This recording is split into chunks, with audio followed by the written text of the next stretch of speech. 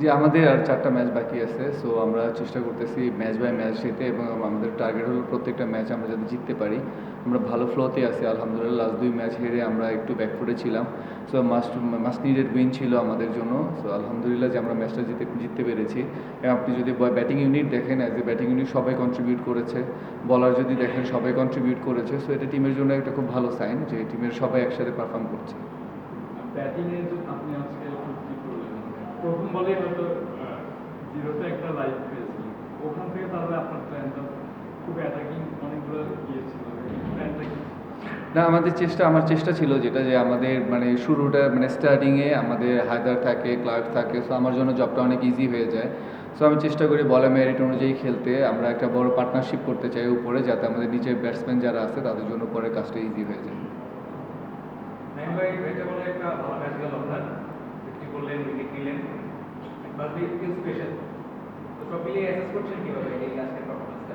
না, আলহামদুলিল্লাহ খুবই ভালো লাগছে, কারণ টিমের উইনিংয়ে যখন আপনি ব্যাটিংয়ে বলিংয়ে দুই দিকে কন্ট্রিবিউট করবেন, so I feel really very happy. নিচের দিকে কয়েকটা ছোট ইনিংস ছিল আপনার, আজকে এই এই সিজনের প্রথম 50টা বলে রাখতে পারে, কেমন ব্যাটিংটা কেমন এনজয় করলেন? জি, আলহামদুলিল্লাহ আমি বলবো যে ফার্স্ট ম্যাচ ওপেন করেছিলাম। সো যেরকম এক্সপেকটেশন ছিল এভাবে খেলতে পারিনি, কয়েকটা ম্যাচ অফ ছিলাম, আবার একটা খেলেছি। সো আমি বলবো যে আমাদের টিম ওনার সামির ভাই উনি চেয়েছেন যে আমি যাতে খেলি।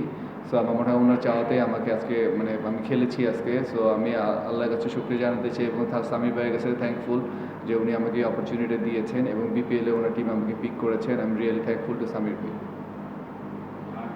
খালেদের বোলিং নিয়ে একটু যদি বলতেন, ও আজকে শার্প কয়েকটা ডেলিভারি দিয়ে ওভারঅল ওর একটা family tragedy Khaled is very strong man. Mentality যদি আপনি চিন্তা করেন, ফিজিক্যালি মেন্টালি সে খুবই স্ট্রং একটা ছেলে, কারণ একটা ছেলে সবাইকে একদিন যেতে হবে, এটা খুব অবভিয়াস একটা জিনিস। তো ওর মা মারা গিয়েছে, জিনিসটা নেওয়াটা অত ইজি না। সো আমি বলবো যে ও যে ধরনের মেন্টালিটি শো করেছে, আমি বলবো এটা মানে ব্রিলিয়ান্ট। সে যে ধরনের বলিং করছেও এবং পুরো বিপিএল এর লাস্ট কয়েকটা ম্যাচ, শুধু 1-2টা ম্যাচ মনে হয় সে একটু ভালো করতে পারেনি, ওভারঅল সব ম্যাচে খুবই ভালো বলিং করেছে। সো এই ধরনের বলিং যদি করতে থাকে আমরা টিমের মানে চিটাগাং কিংস খুবই মানে হেল্পফুল হবে চিটাগাং কিংসের ভালো রেজাল্টের জন্য খালেদের দ্বারা। Thank you. Thank you.